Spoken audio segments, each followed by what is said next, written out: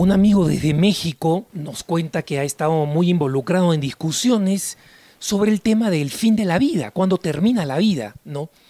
Y estas discusiones han surgido a raíz de debates con algunos amigos y compañeros en torno a ya no el tema exactamente de cuándo termina la vida, sino de la calidad de vida, cómo les gustaría morir, ¿no? Y ellos dicen, a mí me gustaría morir en mi plenitud, etcétera.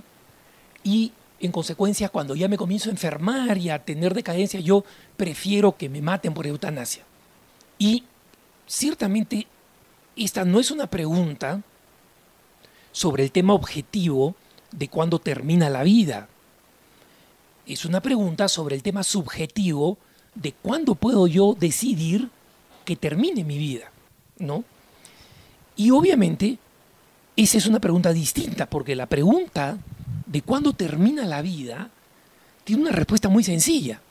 Termina cuando termina. Es decir, esto parece un juego de palabras o una tautología, pero no, termina cuando termina. No termina cuando alguien cree que termina, no termina cuando alguien le provoque que termina, termina cuando termina. Y justamente las técnicas para acabar con una persona anciana, las técnicas para matar a una persona que tiene alguna enfermedad terminal, ha resultado siendo allí donde es legalizada un verdadero desastre. Como por ejemplo en Suiza, donde no es que la ley de la eutanasia esté legalizada, sino que simplemente como no está claramente prohibida y existen normas que permiten que una persona elija las condiciones en las que puede morir, resulta que se ha convertido en el paraíso donde ingleses y suecos viajan para matarse en una clínica, ¿no? De una manera, pues, entre comillas, profesional.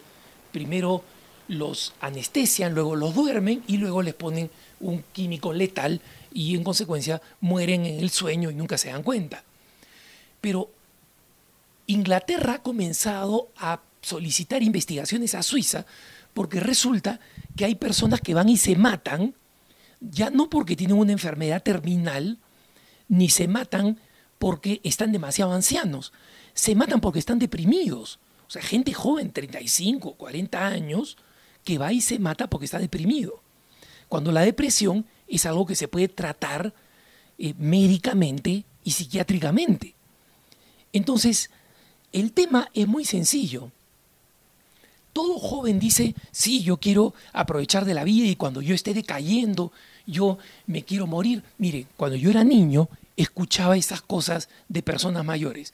Hoy en día esas personas mayores son mucho mayores que yo, tienen muchos achaques y siguen viviendo. ¿Por qué?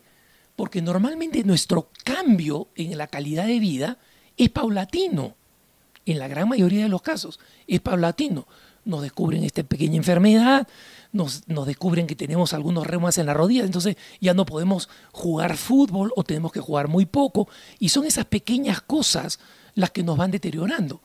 Cuando a uno de estos muchachos que dice, yo quiero tener plenitud de calidad de vida, si no morirme, ¿no? El día que a los 38 años o 40 le digan, oye, mira, tienes unos problemas con las rodillas, con los músculos, con los tendones, ya no puedes jugar fútbol.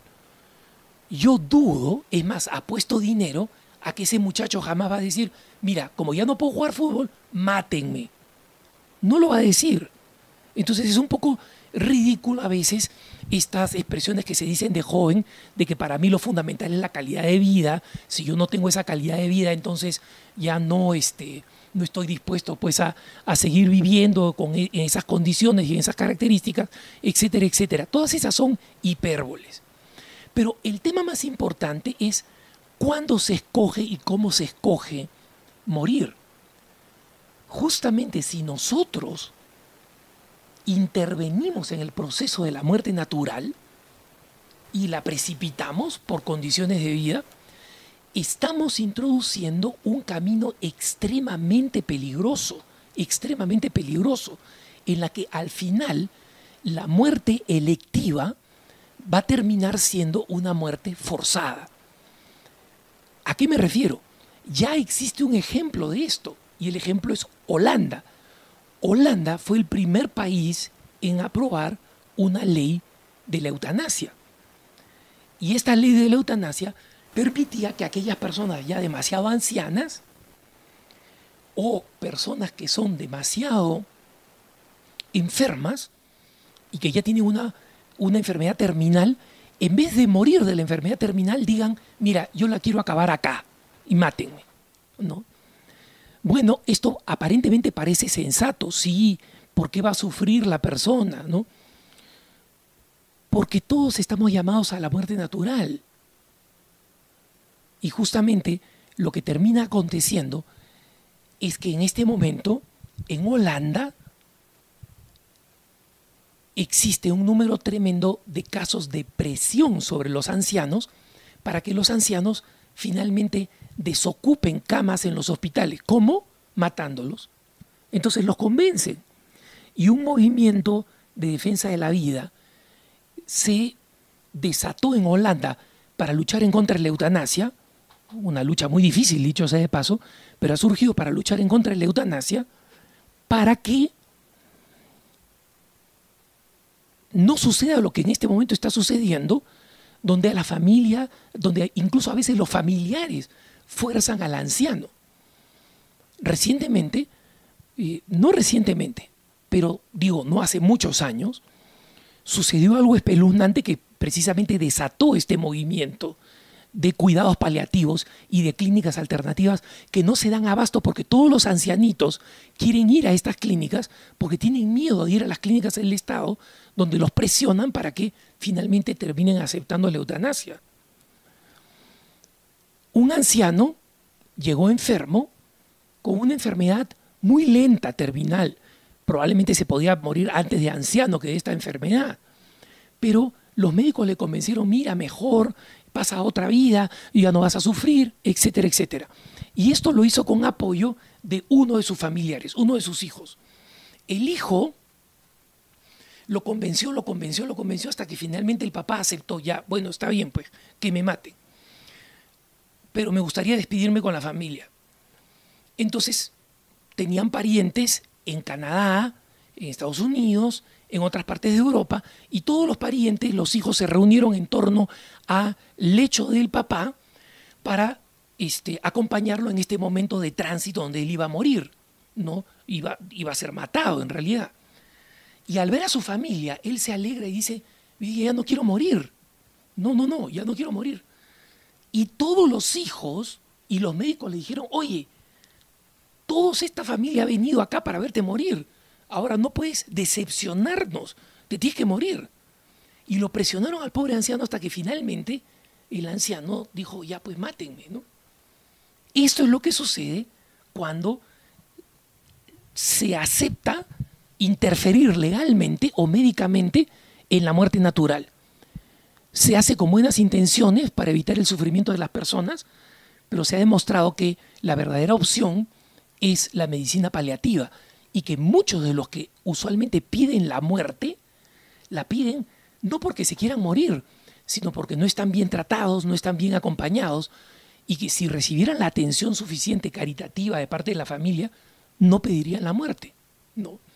Ahora, este tema, ciertamente, sobre cuándo termina la vida, eso, desde el punto de vista científico, la Iglesia se lo cede a la ciencia, ¿no? Termina la vida cuando termina. Algunos señalan muerte cerebral irreversible, ¿no? Como digo, la gran mayoría. Y ciertamente, algunos cuestionan el tema de cómo se practica la donación de órganos. A veces la persona está todavía, digamos, ahí prácticamente viva y le comienzan a extraer los órganos. Bueno, ciertamente, primero la donación de órganos es un acto de caridad. Si yo voy a morir, es un acto de caridad que la Iglesia alienta.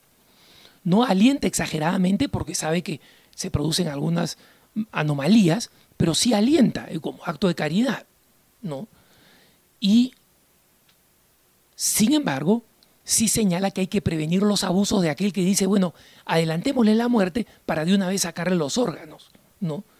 Entonces, una anomalía de esta naturaleza, sin embargo, no debe prevenirnos de considerar este acto de caridad, que significa permitir que alguien, si es que yo muero, en un estado en el que mis órganos de utilidad puedan ser efectivamente utilizados. Que tengas un buen día.